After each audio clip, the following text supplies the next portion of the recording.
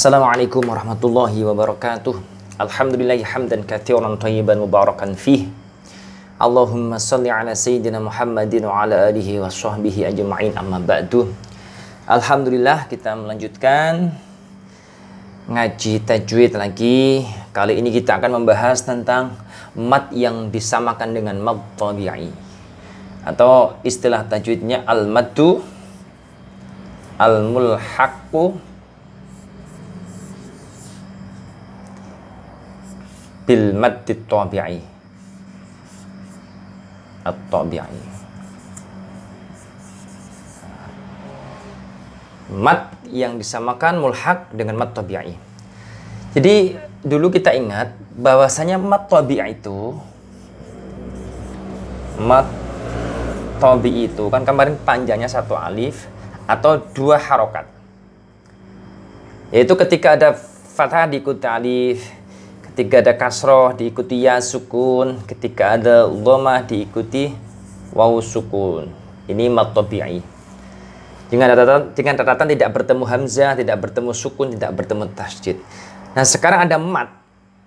Dia itu panjangnya sama dengan mad tabi'i, satu alif dua harokat, tapi prosesnya berbeda.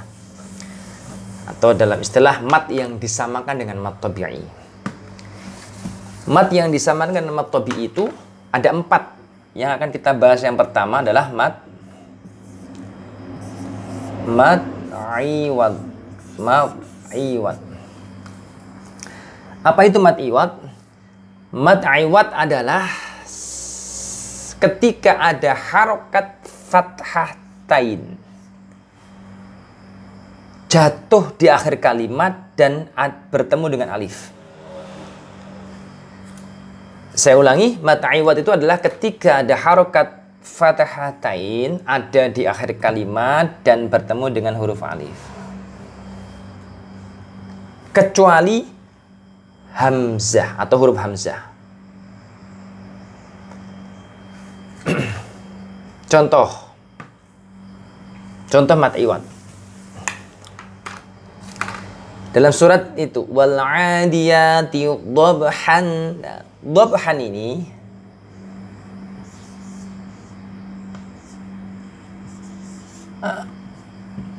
dhabhan ini kan ayat pertama ya.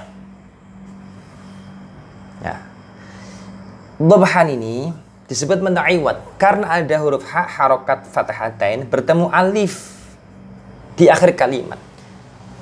Awalnya dhabhan, kemudian menjadi alif panjang atau fathah panjang menjadi dhabha gitu.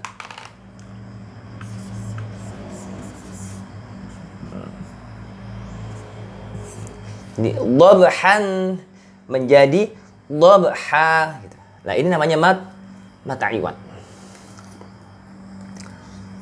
Saya ulangi, jadi mad iwad adalah mad ketika ada harokat fathatain jatuh di akhir kalimat dan bertemu dengan alif. Maka ketika ada fathatain seperti itu, awalnya dhabhan dibaca dhabha, kecuali huruf hamzah yang berharokat fathatain.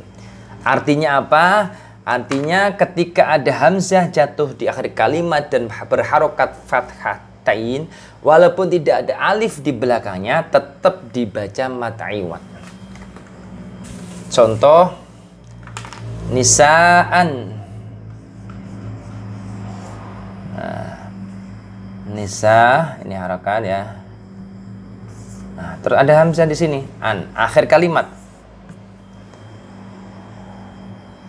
Awalnya nisaan.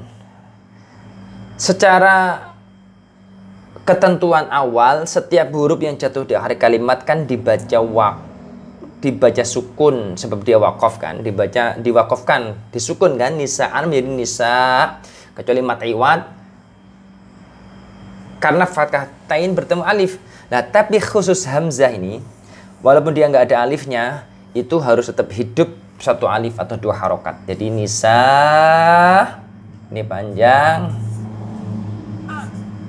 jadi nisaan menjadi nisa'a. Inilah mad iwal. Jadi mad yang disamakan dengan mad tabi'i, panjang satu alif atau dua harokat. Kemudian yang kedua, mad yang disamakan dengan mad tabi'i itu adalah mad silah atau al-maddu atau al-mad as-silatu as-sura. Mad silah sura. Atau nama lainnya al-maddu as-silatu al-qasiratu. Atau mad silah qasirah.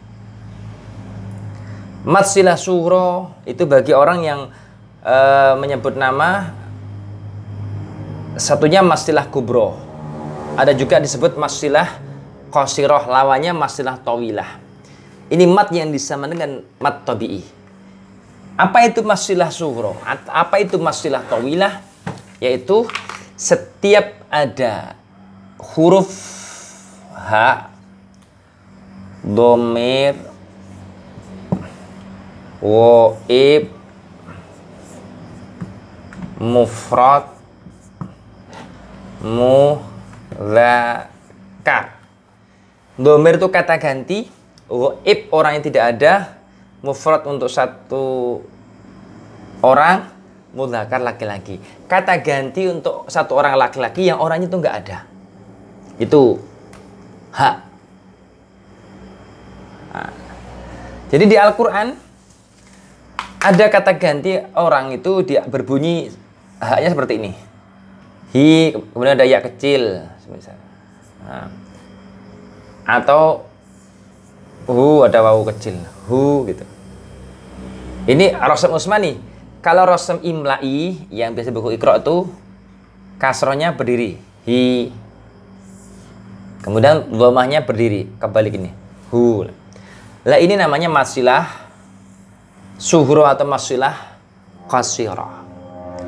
Tapi definisi tajwid, masilah qasirah atau masilah sughra itu adalah setiap ada hi dan hu atau hak, dhamir, waib, mufrad, mudzakkar berada di tengah-tengah dua huruf hidup.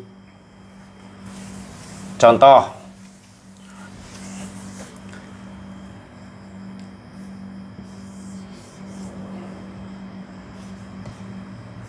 innahu, ini Rasam Utsmani ya. Wawu kecil, mohon maaf. Innahu huwa. Ini ada hak, dhamir, waib, mufrad, mudzakkar. Ada di tengah-tengah dua huruf hidup, na dan hu. Nah ini maksudnya. Banyak atau hi. Contohnya hi juga ada.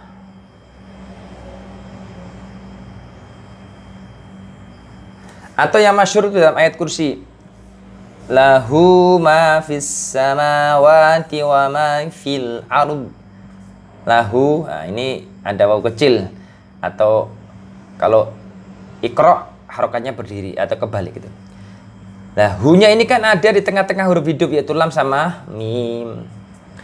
Ini masilah sughra atau masilah qasirah.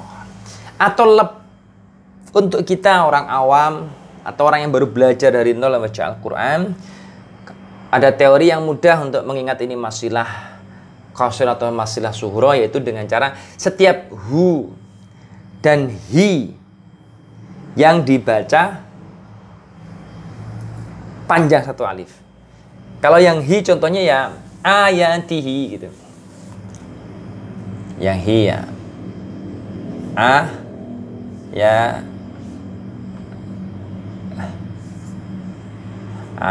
ini panjang ya, ya ti. Nah ini hi panjang nih. Kalau Iqra seperti ini, ayatihi.